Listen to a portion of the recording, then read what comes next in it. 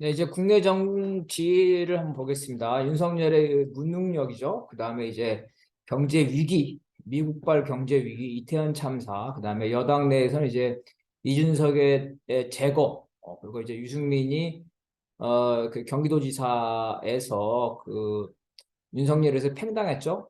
그래서 어떤 윤석열의 반발 이런 내분으로 인해서 이제 윤석열의 권력 기반이 왜소화가 되고 있습니다. 그래서 이제 전현직 검찰 중심으로서 20%대로 이렇게 지지율이 폭락을 했습니다. 그래서 이러한 20%의 지지라는 거는 보수 전체를 표를 받지도 못한 거죠. 그래서 윤석열의 경우에는 이제 이 지지를 올리기 위해서 어차피 중도층은 자기를 지지할 수가 없기 때문에 보수를 결집시키는 전략으로 전환을 합니다. 중도를 포기하고 보수를 결집시켜야 되니까 극우화 전략을 하게 되는 거죠. 그래서 윤석열이 이제 극우 전략을 채택하게 되는데 기존에 이제 여소야대에서는 당연히 그 국정을 제대로 운영하려면 야당과 협력해야 되는데 이제 그 차기 대선 주자인 이제 이재명을 제거하기 위해서 야당을 지금 탄압을 하고 있습니다.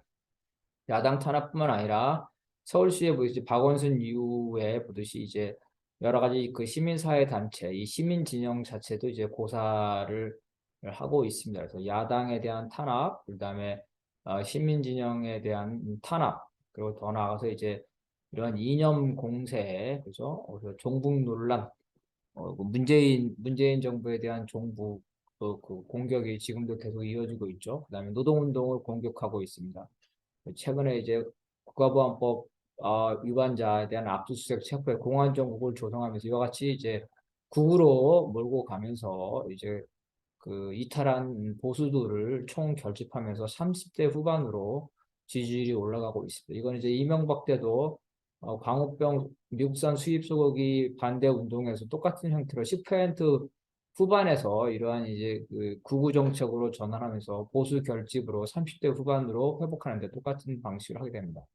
이건 이제 30% 후반으로 해서 보수를 단결시키지만 이런 구구 정책은 30% 이상을 넘어갈 수가 없기 때문에 나머지 60%로부터 이탈되면서 고립화 되게 됩니다. 당연히 이제 노동자들이 이번에 이제 그 겉으로 보기에는 그 화물연대를 정부가 깬 것처럼 보이지만 이러한 그 단발머적인 게 아니라 전면적인 노동에 대한 민주노총의 회계감사 이런 것일 때 노동을 탄압하기 때문에 노동계가 이제 반발을 하면서 총파업을 최근에 시도를 했죠. 이후에 이제 이러한 노동계들의 그이 파업 투쟁이 뭐 이제 공권력과의 충돌이 확산될 거로 봅니다. 여기 시민들도 일단 야당 탄압이라든가 윤석열이라든가 김건희 이런 스캔들로 반발해서 이제 그 윤석열 탄핵 촛불이 이루어지고 있습니다. 현재는 이제 이 노동계의 투쟁과 이 시민들의 촛불 투쟁이 상층 민주노총이라든가 민중공동행동이라든가 상층 중심으로 약한 연결고리를 형성하고 있지만 이제 촛불은 촛불대로 따라가고 노동계는 이제 노동자 대회로 따로 갔고 민중 대회로 갔지만 이것이 노동자, 시민, 민중이 뭉치는 이제 그 범국민 대회로 이제 갈 가능성이 높아지는 거죠. 그래서 박근혜 탄핵에 마찬가지로 이제 그 노동자 민중 대회와 시민들의 이러한 것들이 합쳐지면서 범국민 대회로 갈 가능성이 높아집니다. 이래서 이제 이런 민심 이반이 반윤석열을 더 확대하고 있는데요. 경제적 상황이 아주 안 좋기 때문에 결국은 민심이 이반됩니다. 그래서 문재인 정권 때 문재인이 부동산 정책을 잘못해서 중도층이 문재인을 버렸다면 마찬가지로 이 경제 위기에 대해서 윤석열이 제대로 대응하지 못하고 또 이태원 참사 사건 같은 게 났기 때문에 중도층의 민심 이반이 가속화되고 있다. 민생이 경제난으로 불안해지죠. 그다음에 공공요금이 오르고 지금까지는 공공요금이 국가가 못 오르게 막고 있었지만 원유라든가 천연가스 수입 가격이 오르기 때문에 더 이상 견딜 수가 없기 때문에 에너지를 사용하는 전기요금이라든가 교통요금 것들이 다 올리게 됩니다. 그래서 고금리로 인한 이자 부담, 이 가계부채에 시달리게 되기 때문에 사람들이 먹고 살기 힘들어진다. 그리고 더군다나 이제 대한민국의 뭐 국민의 뭐 성인 국민의 뭐 상당수가 주식 투자를 하는데 이 주가가 폭락하죠. 아파트 가격도 폭락해서 자기 재산이 지금 폭락하고 있어요. 은근히 불만이 증가하고 있다. 계기만 기다린다. 어떠한 계기가 있으면 바로 이게 윤석열에 대한 불만이 나오면서 반윤석열 전선이 확대될 가능성이 무척 높다고 볼 수가 있겠습니다. 이런 상황에서 노동자 민중의 투쟁 방안을 보겠습니다. 먼저 첫 번째는 총선 전에 노동자들이 총파업 투쟁에 나설 것으로 보입니다. 첫 번째는 이제 메이데이, 올해 5월 1일 메이데이와 그다음 민주노총이 계획하고 있는 7월 하반기에 이런 총파업 투쟁이 그 예상이 되고요. 그렇기 때문에 이런 것들이 이제 현재 윤석열 정권이 이 노동 탄압, 노동 운동과 노동자와 총연맹, 민주노총이나 이런 데서 이제 그 어떤 협상 이런 걸 갖다 거절하죠. 거부합니다. 왜냐하면 보수들이 민주노총을 싫어하기 때문에 민주노총을 때려잡는 게 보수 결집에 도움된다고 생각하는 거죠. 이런 노동악법 문제도 전혀 그런 개정할 의사가 없습니다. 그래서 이런 총선 때까지 이제 노동계들은 정치 투쟁, 그러니까 이런 이제 노동악법이라든지 그죠? 노동악법이라든지 이런 문제들이 각종 그 국가적 차원의 법 개정 투쟁이기 때문에 결국은 정치 투쟁이 될 수밖에 없다는 거죠. 그래서 전반적인 이제 노동자를 중심으로 한 민심 이방이 가속화된다는 겁니다. 그래서 아까 말한 대로 노동자 시민의 반윤석열 전선 범국민 투쟁으로 나아갈 가능성이 높습니다. 여기서는 다만 이제 이 촛불이 어느 쪽으로 가냐. 노동으로 가서 노동과 시민으로 해서 광범위한 진보 정치를 형성하느냐 아니면은 2020년에 친민주당 그 위성정당이죠. 위성정당과 마찬가지로 민주당 쪽으로 가서 민주당의 위성 세력으로 전락하냐 이런 것들이 이제 우리가 이제 중요한 어떤 서로 이 촛불을 두고 노동과 민주당이 진보와 중도가 이제 그 주도권 경쟁을 하게 되겠습니다. 보수 야당과 노동이 중간층 획득을 하기 위해서 주도권 경쟁하게 된다는 거죠.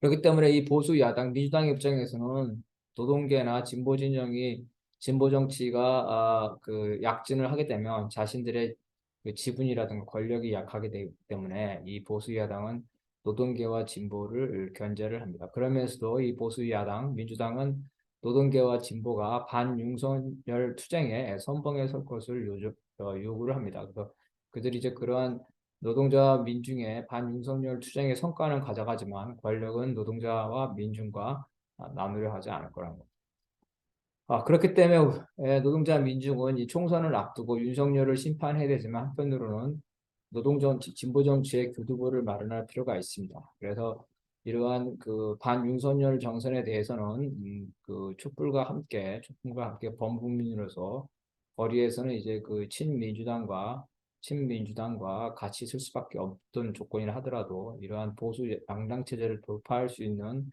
그런 계기를 마련을 해야 될 겁니다. 그래서 이러한 이제 진보와 노동 정치가 자기 역할을 하려면 장기적으로는 대통합이 맞는데 현재 조건 대통합이 어렵기 때문에 진보 정당 간의 선거연합 정당이 이제 가장 핵심 화두다. 민주노총의 정치 방침은 장기적으로는 진보대 통합이지만 2024년에 쓰는 아마 선거연합 정당이 핵심적인 선거 방침이 될 것 같습니다.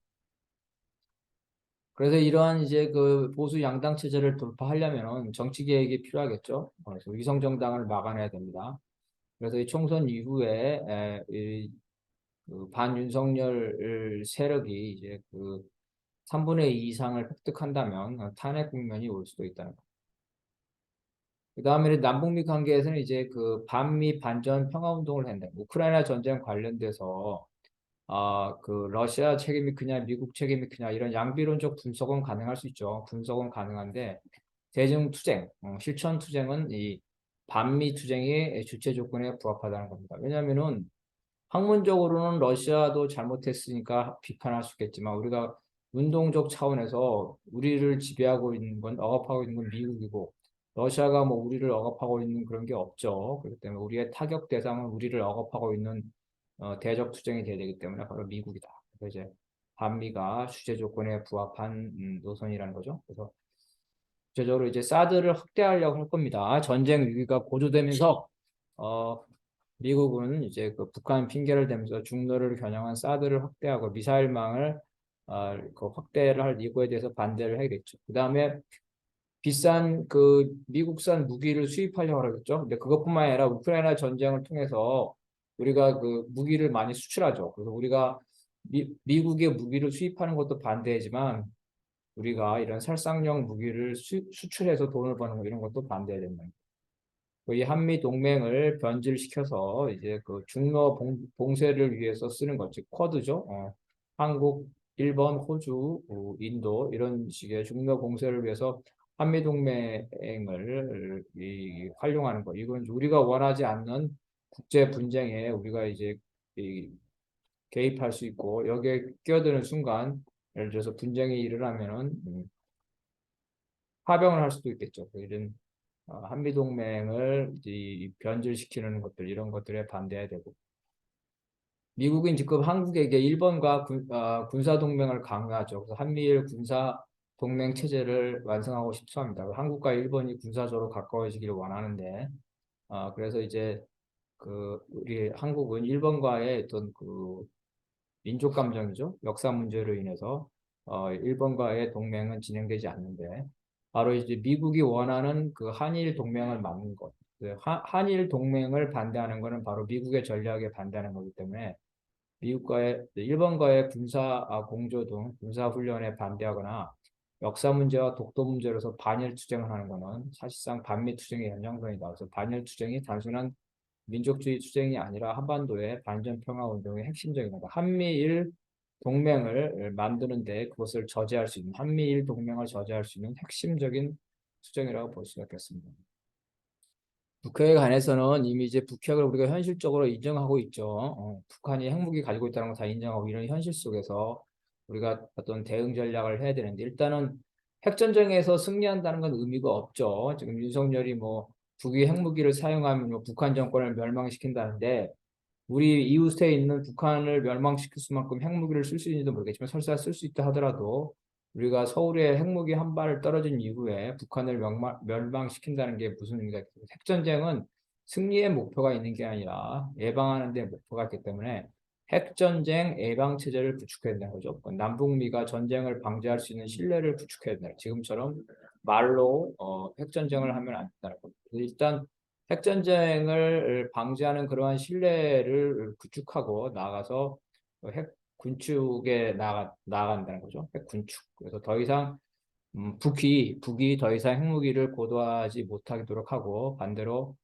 미국은 이제 한반도 인근에 있는 핵무기를 일단 철수하는 그런 일차적인 조치를 하고 그 이후에 이제 평화조약이라든가 한미동맹을 폐기하고 주한미군을 철수하고 또 북미 간의 전쟁이 일어나지 않는 실질적인 동반관계가 형성이 된다면 미국이 핵을 그 전부 다 폐기하기 전이라도 한반도 내에서는 한반도 비핵화, 즉 북의 그 핵무기를 폐기할 수 있다는 겁니다. 그러니까 냉정하게 말하면 미국의 핵무기는 북한뿐만 아니라 러시아와 중국에 대한 거니까 북이 핵무기를 폐기한다더라도 미국의 핵무기를 폐기할 일은 없겠죠.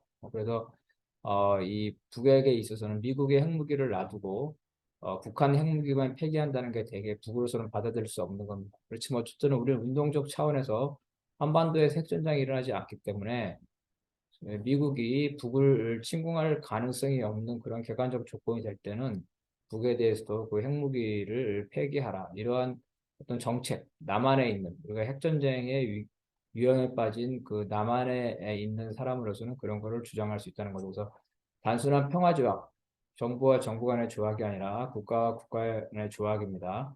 아, 북미 간의 관계가 정상이 돼서 북미 모든 국민이 북미 간에 전쟁이 일어날 가능성이 없다고 볼 때, 이때 평화조약은 평화협정과 달리 이 상원의 3분의 2의 동의를 얻어야 되기 때문에 실질적인 평화가 전제된 이러한 평화조약이 돼야 되는 거고 거기에 따라서 한미동맹도 폐기하고 주한미군도 철수해야 되는 거죠.